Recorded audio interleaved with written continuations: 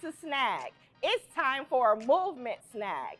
That's right, with all that brain work, it's time for a reset. Get ready to restore your energy and rev your brain up. Let's start moving.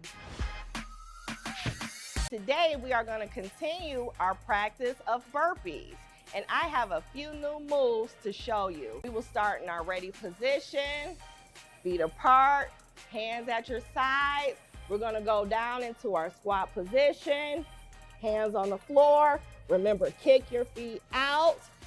Kick them back in.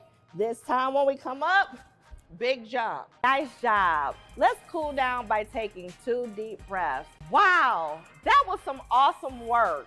You just finished a 2-minute movement snack to restore your energy. Now get ready to jump back into learning. Remember to use the exercise snack we just finished to keep moving all day long.